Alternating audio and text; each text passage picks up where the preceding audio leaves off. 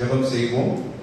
ஆமாண்டவரே, இப்படியாக 2026 ஆண்டிலே இந்த கிருபை நாட்களிலே ஆமாண்டவரே, தவறுகளும் தண்டனைகளும் என்கிற தலைப்பிலே ஒவ்வொரு நாளும் ஆண்டவரே நாங்கள் தியானத்தை தியானிக்கும் போது இந்த தியானமானது எங்களுடைய வாழ்விலே அந்த தவறுகளை எங்கள் வாழ்விலே நாங்கள் செய்து கொண்டிருந்தால் அவைகளிலிருந்து நாங்கள் ஆண்டவரை விடுதலை பெற அதை செய்யாமல் இருக்க எங்களுக்கு தொடர்ந்து உதவிகளை தர வேண்டுமா ஜெபிக்கிறோம்.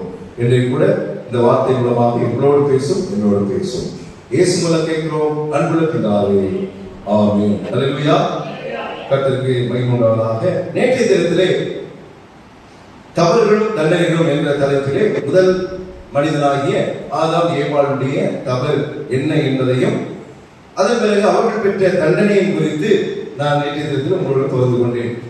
ஆதியாகமம் 3ஆம் அதிகாரத்திலே அவர்கள் ஆண்டவருடைய தேவ வார்த்தையை அவர்கள் மீறி தவறு செய்ததினாலே ஒரு பெரிய தண்டனைக்கு உட்பட்டார்கள் என்று வேதம் சொல்கின்றது. ஆதாமுக்கு ஒரு பெரிய தண்டனை, நீ பூமியிலே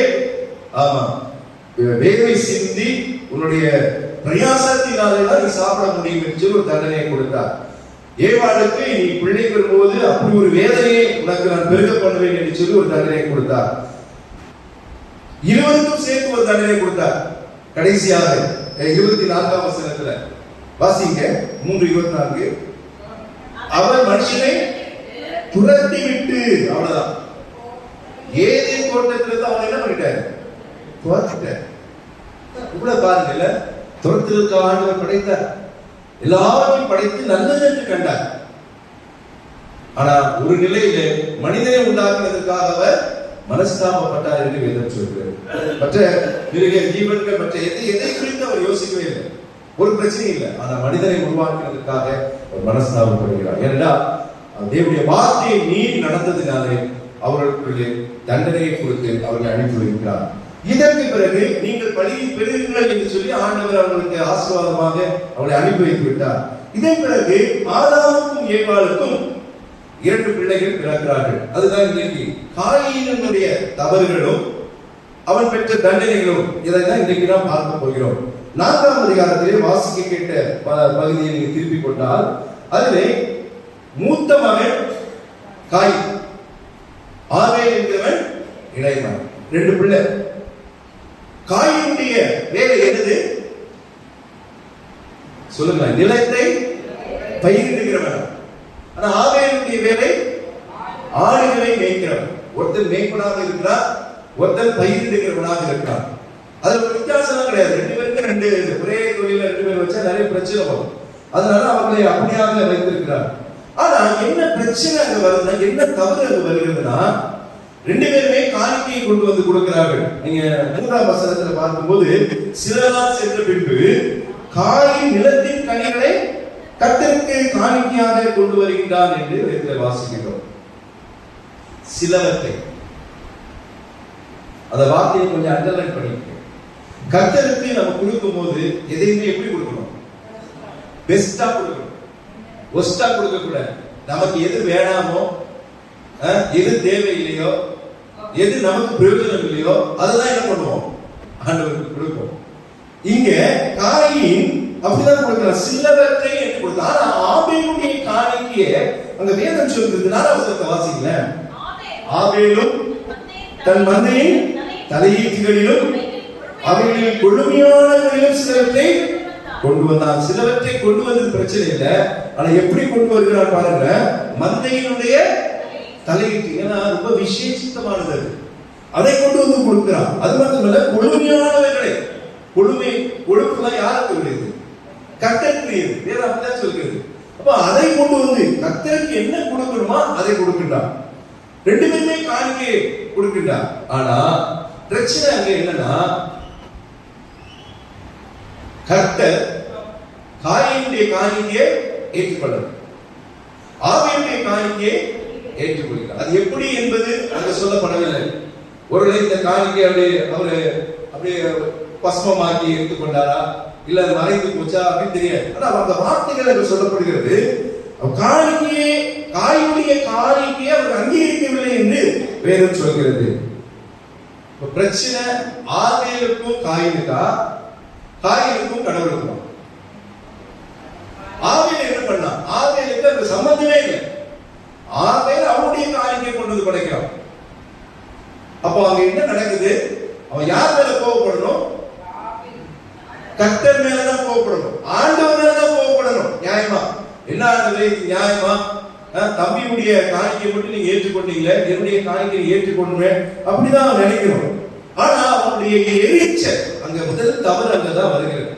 அவன் எரிச்சல் அடைகிறான். யார் மேல? ஆபேல் மேல. ஆபேல் மேல அவன் எரிச்சல் அடைகிறான். 5ஆம் வசனத்தை வாசிக்கல. காயினையும் அவன் காணிக்கையும் அவர் அங்கீகரிக்கவில்லை. அப்பொழுது காயினுக்கு மிகவும் எரிச்சல் உண்டாகி, இதுல தவற பெரிய தவறாக தெரியல. ஏன்னு சொல்ல, நம்ம வீட்டுல 2 பிள்ளைங்க இருக்கிறாங்க. 2 பேர் கொண்டு வந்து பெற்றோர்களுக்கு ஏதோ ஒன்று கொடுக்குறாங்க. அந்த இடத்துல 2 பேரையும் நீங்க அக்செப்ட் பண்ணிக்கிட்டீங்கன்னா தான் அவங்க மகிழ்ச்சியோடு போவாங்க. ஒரு பிள்ளைங்க நீ சூப்பரா கொடுத்துருக்கடா அப்படின்னு சொல்லிட்டு இன்னொரு பிள்ளைகிட்ட என்னடா இப்படி ஒண்ணு கொடுத்துருக்கியடா அப்படின்னு ஒருவேளை அந்த மனசுக்குள்ள இருந்தாலும் அதை நீங்க என்ன சொல்லக்கூடாது, சொல்லக்கூடாது. ஆனா கர்த்தர் பட்சபாதம் அல்லாத அப்புறம் என்ன நினைக்கிறாரோ அதை என்ன பண்ணிடுவாரு, சொல்லிடுவார், செய்திடுவார். எதற்காக? நீ மாறணும்ன்றதுக்காக, நீ மாறிக்கொள்ள வேண்டும் என்பதற்காக, நீ அதிலிருந்து நீ விடுதலை பெற்று நான் விரும்புகிற காரியத்தை நீ செய்ய வேண்டும் என்பதற்காக ஆண்டவர் அதை செய்கின்றார். ஆனா நம்ம பெற்றோர் நம்ம என்ன பண்ணுவோம், அதை செய்ய மாட்டோம். பிள்ளைங்க மனசு கஷ்டப்படுவே நினைப்போம். ஆனா இங்கே காயினுடைய அந்த முகம் அவன் மாறி போனது என்று வாசிக்கிறோம். எரிச்சல் அடைகிறான். இதுக்கு ஒரு காரணம் என்று சொல்லுனா அவனுக்குள்ளே ஒரு பாவம், அது தவறு பாவம் என்று என்னன்னா, காயின் மேல அவன் ஆவை மேல அவனுக்கு என்ன வந்துருச்சு, பொறாமை. இது ஆபேலுக்கு சம்பந்தமே இல்லை. ஆபேல் தனக்குரியதை நான் கொடுக்க வேண்டியதை கர்த்தருக்கு கொடுக்கிறான். அவ்வளவுதான். அவனுடைய வேலை, அவனுடைய சாப்டர் முடிஞ்சு போச்சு. காயின் அவன் என்ன பண்ணிருக்கணும், பெஸ்டா கொண்டு வந்து கொடுத்திருக்கணும். அவன் அதை செய்யல, அந்த தவறை அவன் உணர்ந்து கொள்ளல. ஆனா எரிச்சல் அடைகின்றான். எரிச்சல் அடைவது கூட ஒரு பெரிய தவறு, அது பெரிய பாவம். மற்றவர்களை குறித்து நாம் எரிச்சல் அடையக்கூடாது. சில நேரங்களில் வீட்டுல மனைவியை பார்த்து, புருஷனை பார்த்து, பிள்ளைகளை பார்த்து நமக்கு என்ன வந்து எரிச்சல் வருது. ஏன்னா அவங்க செய்கிற காரியங்கள் அது பிடிக்காம இருக்கலாம். தேவனுடைய பிள்ளைக்கு எரிச்சல் முதலாக அங்க போடப்பட்டிருக்கிற அந்த உடனே அது பொறாமை என்று சொல்லலாம், கீழ்ப்படியாமை என்று சொல்லலாம், கோபம் என்று சொல்லலாம். ஆனா வேதம் சொல்கிற வார்த்தை, இந்த வேதாகமத்தில் என்ன பிடிக்கப்பட்டிருக்கிறது, அவன் எரிச்சல் அடைந்தான். ஒரு பெரிய தப்பாக தேவனுடைய பார்வையில படுகிறதை பார்க்கிறோம். ஆனா கர்த்தருக்கு இது தெரிஞ்சு போச்சு. அவனுடைய முகநாடி வேறுபட்டதை கர்த்தர் பார்த்துக்கிட்டே இருக்கிறார். நீங்க தவறு செய்தாலும் நல்லது செய்தாலும் எது செய்தாலும் கர்த்தர் உங்களை நோக்கி கொண்டே இருக்கிறார். அவருடைய பார்வையிலிருந்து நீங்க ஒருவரும் தப்பிக்கவே முடியாது. அதுவும் ஆண்டவருடைய பிள்ளைகள் அவர் ரொம்ப கவனமா பார்ப்பார். அவருக்கு ரொம்ப விசேஷித்தவர்கள் அவர் பார்த்துக்கிட்டே இருப்பாரு. அப்ப அவனுடைய முகம் நாடி, அவன் முக நாடி வேறுபட்டதால உடனே கர்த்தர் கேட்கிற ஒரு கேள்வி கேட்கிறார், ஏன் உனக்கு எரிச்சல் உண்டாயிற்று, இவன் முக நாடி ஏன் வேறுபட்டது? அப்போ ஆண்டவரே சொல்றாரு, நீ நன்மை செய்தால் உனக்கு நன்மை இல்லையோ என்று சொல்லிட்டு அவர் சொல்றாரு, நீ நன்மை செய்யாதிருந்தால் பாவம் வாசற்படியில் படுத்திருக்கும். அப்படி கூட சொல்றாரு, நீ ஒன்னும் கவலைப்படாத, ஏன் எரிச்சல் அடைகிற, என்ன நடக்குது, அவன் ஆசை உன்னைதான் பற்றி இருக்கும். ஆண்டவர் அழகா சொல்றாரு, அவனுடைய ஆசை உன்னைதான், நீ தான் மேற்கொள்வாய், நீ தான் பெரியவனாய்ப்பாங்க. ரொம்ப அழகா சொல்ற ஆண்டவர், நீ அவனை ஆண்டு கொள்வாய். இதனால உண்மை இல்லை, நான் அந்த காணிக்கை அங்கீகரித்தேன், உன்னுடைய காணிக்கை அங்கீகரிக்கல. இது எனக்கு உனக்கு ஒரு பிரச்சனை. நீ ஏன் ஆபேலை குறித்து எரிச்சல் அடைகிறாய்? நீ தான் பெரியவன், நீ தான் அவனை ஆண்டு கொள்வாய். ஒரு நம்பிக்கை வார்த்தைதான் காயினுக்கு அது சொல்லப்படுகிறது. ஆனால் அந்த எரிச்சல் அவனை விட்டு போகவே. என்ன நடக்குது? 8ஆம் வசனத்தை வாசிக்கல. காயின் தன் சகோதரனாகிய ஆபேலோடு பேசினான் என்று வாசிக்கிறோம். சரி, 2 பேர் பேசுறாங்க. அவர்கள் வயல்வெளியில் இருக்கும் சமயத்தில் எழுப்பி கொலை செய்யற அளவுக்கு அங்க என்னங்க பிரச்சனை? தன்னுடைய சொந்த தம்பி, தன்னுடைய சொந்த தம்பிய ஆண்டவர் என்னுடைய காணிக்கையை அங்கீகரிக்க, நீ ஆண்டவர் மேலதான் உன்னுடைய கோபத்தை நீ காட்டியிருக்கணும். அது முடியல. பேச்சுவார்த்தை நடக்குது. என்ன பேசினாங்கன்னு சொல்லப்படல. பேச்சுவார்த்தை பேசு. ஆபேல் அவன் எதிர்த்து பேசிருக்க வாய்ப்பே இல்லை. அவனும் அதே தான் சொல்லியிருப்பான். நான் என்ன பண்ணுவேன், நான் என்னுடைய கொண்டு வந்து கொடுத்தேன், அவரு ஏற்றுக்கிட்டார். நான் என்ன பண்ணுவேன் அவன் சொல்லியிருப்பான். ஆனா காயினுடைய அந்த எரிச்சல் இன்னும் அதிகமாகி அவனுடைய கோபம் தலைக்கு மேல ஏறி கடைசியில் அவன் என்ன பண்ணான், கொலை செய்கிற அளவுக்கு ஒரு பெரிய பாவத்தை, பெரிய தவறை அவன் செய்கிறதை பார்க்கிறோம். இன்னைக்கு ஒரு எரிச்சல் நமக்கு வரும்போது, இந்த பொறாமை நமக்குள்ளே வரும்போது, நாம் மற்றவர்களுக்கு விரோதமாக பெரிய பாவத்தை செய்ய அது ஒரு தூண்டுகோலாக இருக்குது என்பதை நீங்க மறந்து விடாதீர்கள். எரிச்சல், உங்களுடைய எரிச்சல் அணிய கடவுது என்று என்ன சொல்கிறது. நீங்க எரிச்சல் அடையாதீங்க. இந்த காலை வேளையில நீங்க யோசிங்க பல காரியங்கள். அதாவது காலையில நீங்க வீட்டுல ஆரம்பிக்க உங்களுக்கு வேலைகளை பார்க்கும்போது எரிச்சல் வந்துட்டே இருக்கும். ஆமா, ஒருவேளை கணவன் ஒரு பக்கம் உங்களுக்கு தொல்லை கொடுத்துட்டு இருக்கலாம், பிள்ளைகள் ஒரு பக்கம், இல்ல மனைவி ஒரு பக்கம் தொல்லை கொடுத்துருக்கலாம். ஏதோ ஒரு பிரச்சனை, வீட்டு பிரச்சனை, ஏதோ ஒரு பிரச்சனை, எரிச்சல். காலை எழுந்த உடனே உங்களுடைய வாழ்க்கையில எரிச்சல். காயினுடைய எரிச்சல் தான் பெரிய தவறாக அந்த வேதம் சுட்டி காட்டுகிறதை நாம் பார்க்கிறோம்.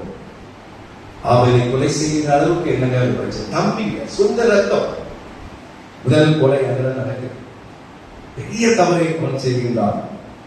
வேதம் சொல்கிறது, நீங்க எபிரேயர் 11ஆம் அதிகாரம், எபிரேயர் 11ஆம் அதிகாரம் 4ஆம் வசனத்தை வாசிங்கள்.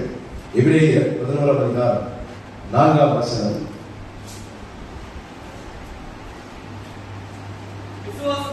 விசுவாசத்தினாலே ஆபேல் காயினுடைய பலியிலும் மேன்மையான பலியை தேவனுக்கு செலுத்தினார்.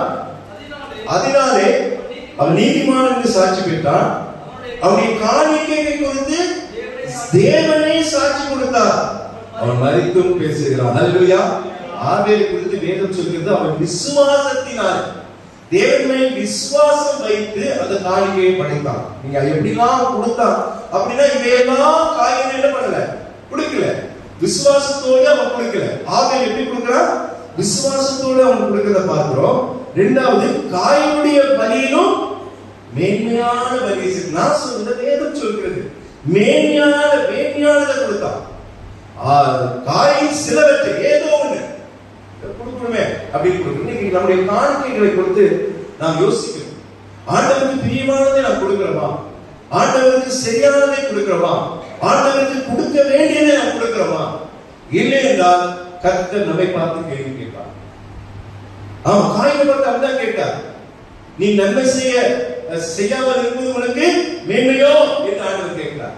ஏன்னா அந்த கிருபையானவர் நமக்கு தந்திருக்கிறார். இப்ப நாம் நன்மை செய்ய பழகிக் கொள்ள வேண்டும். இங்கே ஆபேலை குறித்து ரொம்ப அழகா சொல்லு, காயினுடைய பலியை பார்க்கிறோம், மேன்மையான பலியை ஆபேல் செலுத்தினார். அதனாலே அவர் நீதிமான் என்று சாட்சி பெற்றார்.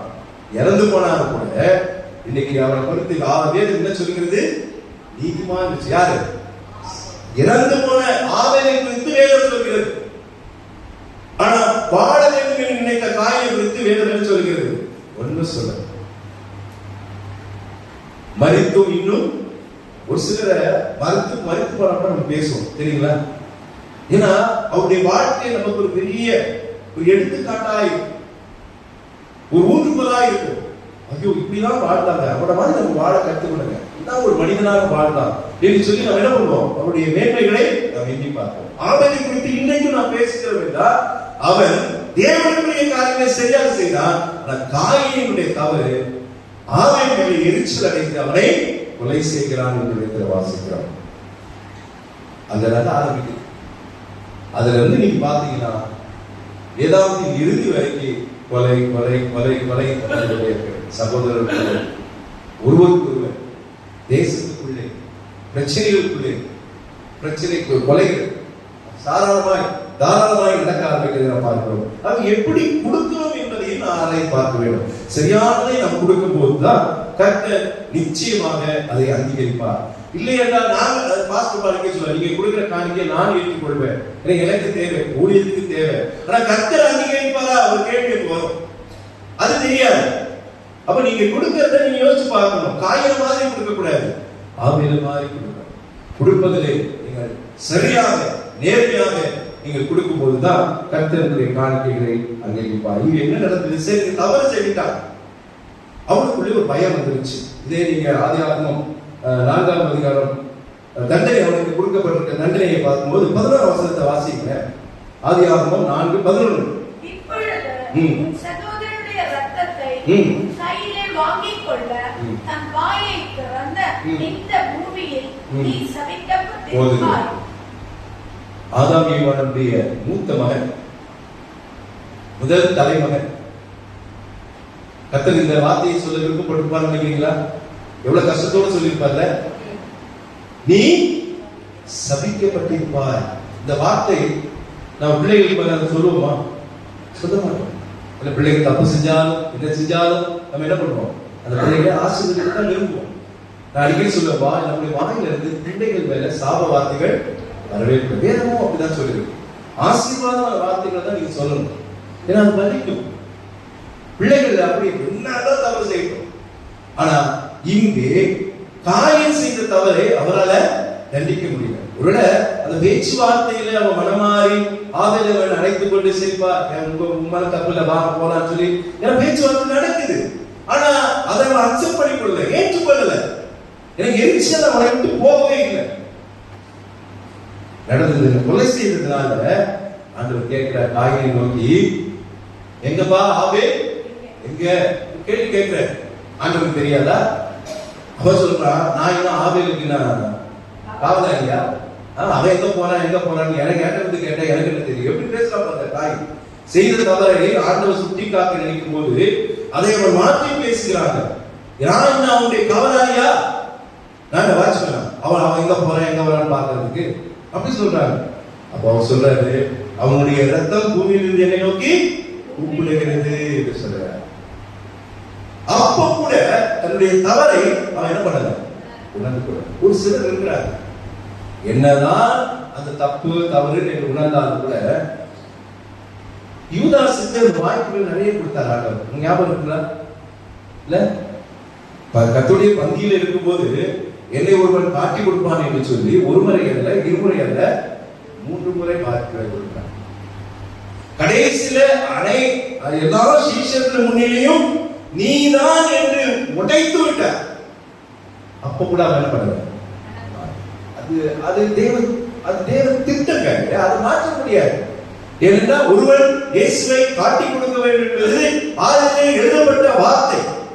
அதை மாற்றவே முடியாது. சூழ்நிலைகள் அப்படிதான் கொடுப்போம். சில நேரங்களில் நம்ம நினைக்கிறது நடக்காம இருக்கிறதுக்கு காரணம் என்ன தெரியுங்களா? ஆண்டவர் ஒரு கணக்கை கொடுத்து வச்சிருக்காரு. அதை நீங்க மாற்ற முடியாது. ஆண்டவருடைய திட்டத்தை நீங்க மாற்ற முடியாது. ஆண்டவருடைய திட்டத்தை நாம் செயல்படுத்தும் போது அதை நீங்கள் ஒரு காலத்தில் நிராகரிக்க முடியவே முடியாது. நடந்தே தீரும். அது நன்மையாக கூட இருக்கலாம், அது தீமையாக கூட இருக்கலாம். நல்லதோ கெட்டதோ ஆண்டவருடைய அந்த கரத்தில் இருந்தா எல்லாமே நடக்குது என்பதுதான் நாம் ஏற்றுக்கொள்ள வேண்டும். நீங்க கேட்ட உடனே பூமியிலிருந்து அந்த ரத்தம் என்னை நோக்கி கூப்பிடுகிறது. ஏன்னா ஒன்றும் அறியாத ஒரு ரத்தங்க. ஆவேல் என்னங்க தவறு செய்யலாம்? அந்த இடத்துல யோசிக்கணும்ல நம்ம. அப்ப காயின் எவ்வளவு பெரிய ஒரு எரிச்சல் அடைந்திருப்பான்னு வச்சுக்கோ. அவனுடைய சரீரம் முழுவதுமே எரிச்சல் நிறைந்திருக்கு. இந்த கோபத்தெல்லாம் அவன் கர்த்தர் மேல காட்டிருக்கணும். கர்த்தரை அவன் கேட்டுக்கணும், என்னது இனிமேல் நான் செய்ய மாட்டேன்னு உணர்ந்து இருக்கணும். எல்லாரும் தவறு செய்கிறவர்கள், நீங்களும் நான் எல்லாருமே தவறு. ஆனா தவறு என்று வரும்போது, பாவம் என்று வரும்போது அந்த பாவங்களையும் தவறுகளையும் ஆண்டவரிடத்திலே நான் மன்னிப்பு கேட்கிறவர்களாக இருக்கணுங்க. தாவீது வேதம் சொல்கிறது, தாவீது என் இதயத்துக்கு ஏற்றவன் என் வேதம் சொல்கிறது. ஆனா அவன் பாவம் செய்யலையா? அவன் தவறு செய்ய பெரிய தவறு செய்யறாங்க. ராஜாக்கள் சரளமாக செய்யக்கூடிய ஒரு தவறாக இருக்கலாம். ஆனா தாவீது யாருடைய மகன்? ஆமா, அவ்வளவு பெரிய ஸ்லாக்கியத்தை கர்த்தர் கொடுத்திருக்கிறார். ஆனா அவன் பெரிய தவறு செய்யலாம். அப்ப தீர்க்கதரிசி அதை உணர்த்துகிறார், இந்த தவறை நீ செய்து விட்டாய் என்று சொல்லி. ஒரு ராஜாவாக இருந்த போது அவன் ஒரு என்ன சொல்லியிருக்கலாம், அதெல்லாம் எனக்கு ஒரு பொருட்டே இல்லை, உன் வேலையை நீ பார், அப்படிதான் சொல்லியிருக்கணும். ஆனா அப்படியா அவன் மனக்கு. அதனால அந்த சங்கீதம் 51 வீட்டுல போய் படிச்சு பாருங்க. அவன் பாவம் செய்த போது, அதை உணர்ந்த போது அதை அவன் பாடலாக வெளிப்படுத்தி இருந்தான். அதோ நான் துர்க்குணத்தில் உருவானேன், என் தாய் என்னை பாவத்தில் கற்பந்தரித்தான் என்று அந்த உணர்வை அவன் வெளிப்படுத்துகிறான். நான் செய்யல ஆண்டவரே, நான் செய்யல, நான் பிறப்பிலே பாவத்தோடு கலந்துட்டேன். அந்த பாவ பிறப்பு தான் என்னை பாவம் செய்ய தூண்டுகிறது. ரொம்ப அழகா சொல்றான். ஆண்டவரே, ஒருங்குண்டதும் நறுங்குண்டதுமான இதயத்தை எனக்கு நீ அதை புறக்கணியாதே சொல்றான். நிறைவமான ஆவி எனக்கு தார், நிலைத்து நிற்கிற ஒரு ஆவி எனக்கு தார். தன்னை மறந்து கண்ணீரோடு சொல்லுகின்ற ஒரு பாடல். அந்த பாடல் சங்கீதம் 51 வீட்டுல போய் படிச்சு பாருங்க. ஆண்டவரே நான் மாறி போக கூடாது, உம்முடைய பரிசுத்த ஆவியை எனக்கு நீ தாரும் கேட்கிறான், கெஞ்சினான். காயின் அதை செஞ்சிருக்கணுங்க, தவறு செஞ்சான், பரவாயில்ல. ஆதாம் அது வாழையா வருது. ஆதாம் ஏவாள் தவறு செஞ்சாங்க, அதுக்கு பிறகு பிள்ளைங்க தவறு செய்யறாங்க. பிள்ளை தவறு செய்யும்,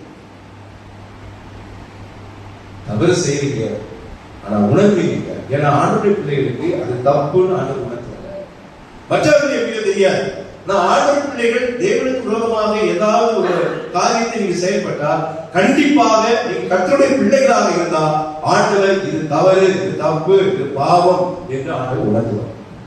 அந்த உணர்வை நீங்கள் பெறும்போது நீங்கள் மாறவில்லை என்றால் பாவனை போல ஒரு இருதயம் என்ன ஆயிடும், கடினப்படும். அப்புறம் நீங்க நினைச்சா கூட மாற முடியாது. அந்த தப்பு உங்களுக்கு சரியாவே போயிடும். பிள்ளைகள் அதான் சொல்ற, பிள்ளைகளை நீங்க கண்டிக்கணும். தவறு செய்யும் போது பிள்ளைகளை நம்ம கண்டிக்கணும். அதை விட்டுட்டீங்கன்னா அந்த தவறு தவறில்லை என்று எண்ணி அவர் மீண்டும் அந்த தவறுகளை செய்து செய்து செய்து தவறை சரியாகவே ஆக்குவாங்க. அப்புறம் நீங்க என்ன பண்ண முடியாது, மாற்றவே முடியாது.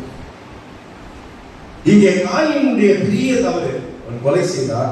ஆனால் ஆண்டவர் அந்த வாய்ப்பை கொடுக்கிறார், பூமியிலிருந்து என்னை நோக்கி கூப்பிடுகிறது என்று. ஆனா அவன் அதை பத்தி அவன் மனமாறாததுனால ஆண்டவர் சொன்னார், இந்த பூமியிலே நீ சபிக்கப்பட்டிருப்பார். தேவனுடைய வார்த்தைகள் வாயிலிருந்து ஒரு கொடுமையான வார்த்தை, நீ சபிக்கப்பட்டிருப்பார். இந்த வார்த்தையை நம்மளாம் கேட்கணும் ஆசைப்படுவோமா? இல்ல, ஆசைப்படலாம்.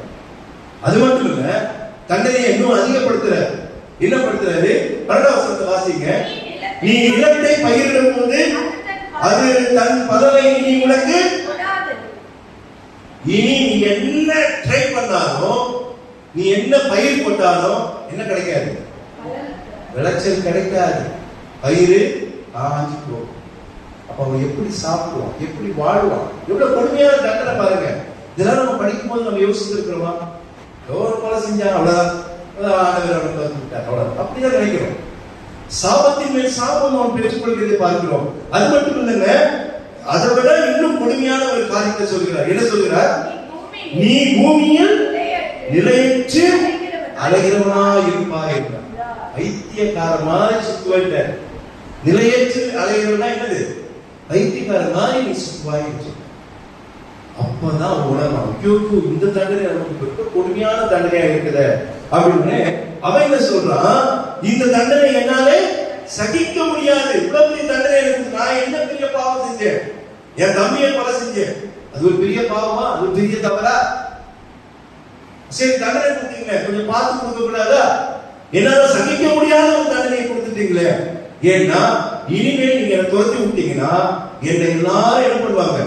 14 வருஷத்துல பூமியை நிலையற்று அலைகிறவனா இருக்கு, என்னை கண்டுபிடிக்கிறவன் எவனும் என்னை ஆண்டவர் அதுல இருந்து கொஞ்சம் இறங்கி என்ன பண்றாரு நீங்க பாருங்க. அவர் தண்டனையை மாற்றல, ஆனா இந்த வேண்டுதலுக்கு ஆண்டவர் பதில் கொடுக்கிறார். என்ன சொல்றாரு? 15 வருஷத்தை வாசிங்களா. அப்பொழுது கர்த்தர் அவனை நோக்கி, காயினை கொல்லுகிற எவனேனும் 7 பழி சுமரும் என்று சொல்லி, காயினை கண்டுபிடிக்கிற எவனும் அவனை கொன்று போடாதபடிக்கு கர்த்தர் அவன் மேல் ஒரு அடையாளத்தை போட்டார் என்று வாசிக்கிறோம். இதுதான் இருக்கின்ற பெரிய தண்டனை நான் நினைக்கிறேன். அதாவது அவன் எதற்கு பயந்தானா, பயிரிடும் போது விளைச்சல் வர்றதை பத்தி அவங்க கவலைப்படல, நிலையற்றவனா இருப்பேன்றது கவலைப்படல. ஆனா யாராவது இதை தெரிஞ்சு என்ன கொன்று விடுவார்கள் என்ற பயத்தினால அதை மட்டும் தான் ஆண்டவர்கிட்ட கேட்கிறான். ஆண்டவர் அதற்கு மட்டும் என்ன பண்ணார்? ஒரு விதிவிலக்கு கொடுத்தார். பேசாம அப்படியே அவன் மறைத்து போயிருக்கிறான். யோசிச்சு பாருங்க, ஆண்டவர் ஒரு அடையாளத்தை கொடுத்துட்டார். எதுக்கு? அவனை யாரும் தொடக்கூடாது. அப்ப அவன் நீடித்த நாட்களாக இருந்து அவன் எப்படி இருந்திருப்பான்? அவனுடைய வாழ்க்கையில கஷ்டத்துக்கு மேல் கஷ்டத்தை இல்ல, வைத்தியகாரனாவே கடைசி வரைக்கும் நிலையற்றவனாக எங்க போறது என்ன செய்யறது தெரியாமே வாழ்ந்து வேதம் அப்படிதான் சொல்கிறது. தவறு செய்யும் போது நமக்கு தண்டனை உண்டு என்பதை நீங்கள் அறிந்து கொள்ள வேண்டும். இந்த உலகத்தில் நாம் ஏன் தவறு செய்கிறோம் யோசிச்சு பாருங்க. இந்த உலகத்தில் நாம் ஆசீர்வாதமாக வாழ வேண்டும் என்று சொல்லி அதற்காக நாம் என்ன வேண்டுமானாலும் செய்ய நாம் ஆயத்தமாக இருக்கின்றோம். எனக்கு என்னுடைய தேவைகள் சந்திக்கப்பட வேண்டும். இல்ல காயின் அது அப்படிதான். அவனுக்கு அது கிடைக்காததுனால, அவனுக்கு அந்த நல்ல தேவனிடத்திலிருந்து அந்த நல்ல காரியங்கள் நமக்கு கிடைக்காததுனால அவன் மேல் எரிச்சல் அடைத்து அவன் துணி கொடுக்கிறத பார்க்கிறோம். ஒரு ராஜா ஒருவர் இருந்தார். ராஜா நகர்வலம் செல்கின்றார். அப்பொழுது அவர் அப்படியே போய்கிட்டு இருக்கும்போது ஒரு பச்சை பசேல ஒரு இடம் அவருக்கு ரொம்ப அது கண்ணுக்கு ரொம்ப பிடித்ததாக இருக்கிறது. அதை பார்த்தவுடனே அவருக்கு ஒரு ஆசை வருகிறது. இந்த இடம் ரொம்ப அழகா இருக்குது. நான் இருக்கிற இப்ப அரண்மனை கொஞ்சம் தூரமாகவும் இருக்கு, அதே நேரத்தில் ரொம்ப பழமையாகவும் இருக்கிறது. இந்த பெரிய இடத்துல பச்சை பசேல் இருக்கிற இடத்துல நடுவுல ஒரு அரண்மனையை கட்டினா எவ்வளவு நல்லா இருக்கும் அப்படின்னு ஒரு யோசனை வந்தது. ராஜாவுக்கு யோசனை வந்துச்சு. உடனே நேர அரண்மனைக்கு போனாரு. அந்த இடம் யாருடையது என்று கேளுங்கள், அந்த இடத்தை நான் என்ன பண்ண போறேன், வாங்கி அரண்மனை கட்ட போகிறேன். இப்போ சேவர்கள் போய் விசாரிக்கிறாங்க. அது அந்த இடத்துல ஒரே ஒரு சின்ன குடிசையை போட்டு ஒரு வயதான அம்மா அங்கே வாழ்ந்து கொண்டிருக்கிறாங்க. அது அவங்களுடைய பூர்வீக சொத்து. அப்போ சேவர்கள் வந்து கேட்கிறாங்க, ராஜா கேட்கிறாரு, இந்த இடம் சரியா வேலை போகாது, ஆனாலும் ராஜா சொல்றாரு உனக்கு இவ்வளவு பொண்ணு தருகிறேன் என்று சொல்லுகிறார். அதை வாங்கி நீ நல்ல வீடு கட்டி நீ குடிசையில இருக்கிற, ஆமா ராஜாவுடைய பார்வை உனக்கு கிடைச்சிருச்சு, அவர் நிறைய தருவார் சொல்லி ஒரு மூட்டை தங்கத்தை கொண்டு வந்து அவர் கையில் கொடுக்குறாங்க. அவங்க சொன்னாங்க, இல்ல எனக்கு இது வேண்டாம், நான் இதை அக்செப்ட் பண்ணிக்கவே மாட்டேன், எனக்கு பொண்ணு வேண்டாம், தங்கம் வேண்டாம், எதுவும் வேணாம், எனக்கு என் இடம் போதும், இந்த குடிசை போதுன்னு சொல்லி அனுப்பிச்சிட்டாங்க. இந்த ராஜாவுக்கு போனவங்க ராஜா வார்த்தை மீறினா ஒரு கோபமா வராதா? ஆனாலும் சரி, வயசான அம்மா சொல்லிட்டாங்க, இன்னொரு மூட்டையை தங்கத்தை கொண்டு போய் கொடுத்து அதை ஏற்றுக்கொள்ள சொல்லுங்க அப்படின்னு சொல்லி 2 மூட்டையா கொடுத்து அனுப்புறாங்க. அந்த அம்மா, நீங்க 2 மூட்டை இல்ல, நீங்க என்ன கொடுத்தாலும் நான் தரமாட்டேன், ராஜாவுக்கு இந்த விஷயம் சொல்லிட்டு ராஜாவுக்கு கோபம் போச்சு. அவர் சொல்லிட்டார், இல்ல அந்த அம்மா நான் சொல்ல கேட்க, நான் ராஜா, என்ன பண்ணு, அவங்கள அந்த இடத்த விட்டு துரத்தி அந்த இடத்தை நாம் எடுத்துக்கொள்ளலாம். ஒன்றும் பண்ண முடியாது. இன்னைக்கு எவ்வளவு பேரு எல்லாம் நாயகருடைய எல்லாம் இருந்தும் பட்டா இருந்தும் அந்த இடத்த என்ன பண்றாங்க, அவங்க எடுத்துக்கொள்கிறாங்க. நம்ம ஒன்றும் சில நேரத்துல எதிரான பெரிய ஆள் இருக்கும்போது நம்மளால ஒன்றும் பண்ண முடியல. அப்படிதான் நிலைமை வருகிறது. இப்ப ராஜாவே வந்து என்ன பண்ண துரத்தி விட்டார். அந்த அம்மா சின்ன மூட்டை எடுத்துட்டு கவலையோடு போறாங்க.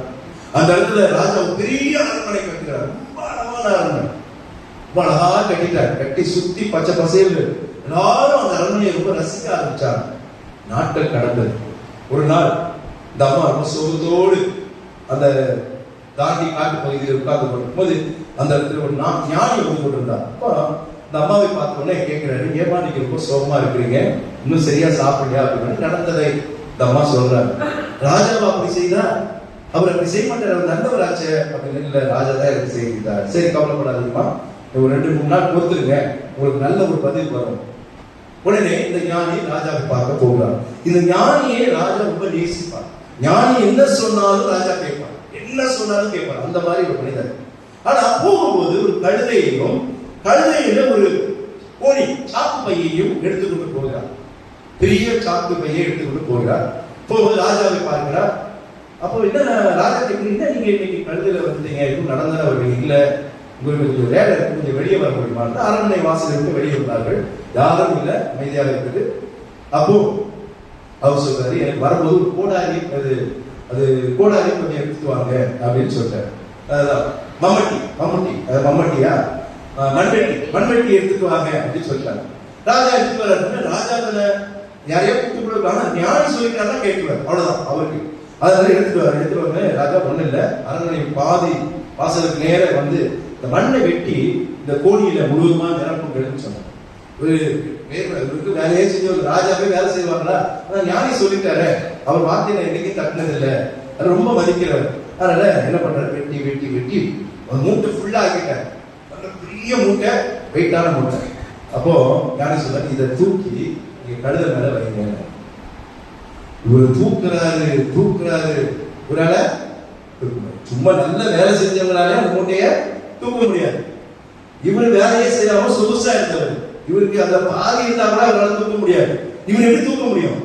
சொல்றாரு ஞானி கிட்ட, ஞானியை என்ன மன்னிச்சிருங்க, என்னால இந்த மூட்டையை தூக்க முடியும். அவர் சொன்னாரா, இந்த ஒரு மூட்டையை உன்னால சுமக்க முடியல, இந்த அரண்மனையை சுற்றி இருக்கிற இவ்வளவு இடத்தினுடைய மண்ணையும் நீ சுமக்கணும்னு நினைச்சிய, இது எவ்வளவு பெரிய தப்பு உங்களுடைய வாழ்க்கையில் நீ செஞ்சிருக்க, யோசிச்சு பார்த்தியா அப்படின்னு அப்பதான் யோசிச்சாரா, ஐயோ நான் எவ்வளவு பெரிய தவற செஞ்சுக்கிட்டேன். அப்பதான் நினைக்கிறேன் அந்த அம்மா, ஆமா உண்மைதான், இந்த அம்மாவுக்கு நான் பெரிய துரோகம் செஞ்சுட்டேன். நானே அந்த அவர் மறைமுகமா அதை உணர்த்தின போது அந்த ராஜாவாக இருந்தால் கூட அதை ஏற்றுக்கொண்டார். உடனே என்ன பண்ண, சேவர்களை அழைத்து அந்த அம்மாவுக்கு கூப்பிடுவார். அந்த அம்மாவுக்கு வந்து சொன்னாரா, இந்த அரண்மனை முழுவதும் எழுதி கொடுத்துட்டார். உடனே அரண்மனை முழுவதும் என்னை மன்னித்து விடு, அரண்மனை முழுவதும் இந்த இடம் முழுவதும் உனக்கு தான் என்று சொல்லி தான் செய்த தவறை உணர்ந்து திருத்திக் கொண்ட ராஜா என்று சொல்லி அந்த கதையில் சொல்லப்படுகிறது. இன்றைக்கு நாமும் தவறு செய்கிறோம், நிறைய தவறு செய்கிறோம், உண்மைதான். தவறுகளை ஆண்டவர் சுட்டி காட்டுகிறார். தாயினுடைய பெரிய தவறு அவனுக்கு பெரிய தண்டனை கொண்டு வந்து விலையற்றவனாக வாழ. சில நேரத்துல நம்ம வாழ்க்கையில நாம் சரியாக வாழ வேண்டும் யோசிக்கிறோம். யாருமே அப்படி இப்படி ஒரு தாயை போல் தண்டனை பெற்று வாழ வேண்டும் யாருமே விரும்புவது கிடையாது. ஆனா ஆபேல் மரித்தாலும் இன்றைக்கும் ஆபேலை குறித்து நாம் பெருமையாக பேசிக் கொண்டிருக்கிறோம். அப்படிப்பட்ட ஒரு மனிதனாக ஆபேல் மரித்தான். ஆனா காயினை குறித்து வேதம் சொல்றது அவன் நிலையற்றவனாக இருந்தான், சபிக்கப்பட்டவனாக இருந்தான் என்று சொல்றது. காரணம் ஒரே ஒரு தவறுதான், அவன் சகோதரன் மேல அவன் எரிச்சிட்டான், பொறாமை கொண்டான். தேவன் மேலே அவன் செய்ய வேண்டிய அந்த வார்த்தைகளை அவன் ஆபேல் மீது அவன் பிரச்சனை தண்டனை எல்லாத்தையும் அவன் அனுபவிக்கிறான். வாழ்க்கையில தவறு செய்வது, பாவம் செய்வது. இந்த நாட்கள் நமக்கு பரிசுத்தமான நாட்களாக ஆண்டவர் தந்திருக்கிறார். இந்த 2 நாட்கள் விசேஷித்த நாட்கள், நமக்கு கிருபையாக ஆண்டவர் தந்திருக்கிறார். கடந்த வருடத்தை நாம் இந்த 2 நாட்களில் கலந்து கொண்டோம். இந்த வருடம் நாம் கலந்து கொள்வோம். நிச்சயம் இல்லாத நாட்களில் ஆண்டு மீண்டும் நமக்கு அந்த கிருபை தந்திருக்கிறார். தவறுகள் செய்யும் போது, பாவங்கள் செய்யும் போது, அதை உணரும் போது, அந்த உணர்வின் ஆவியை பெற்று மக்களாக அவைகளிலிருந்து நாம் வெளியே வரும்போது கர்த்தர் பெரிய காரியங்கள் செய்வார். கர்த்தர் தருகிற தண்டனைகளிலிருந்து நாம் தப்பிப்போம். கர்த்தர் அந்த விதமான கிருபைகளை ஒவ்வொருவருக்கு தந்து நம்மை ஆசீர்வதிப்பாராக. கடந்த மொழி கர்த்தர் நோக்கி நாம் ஜெபம் செய்வோம்.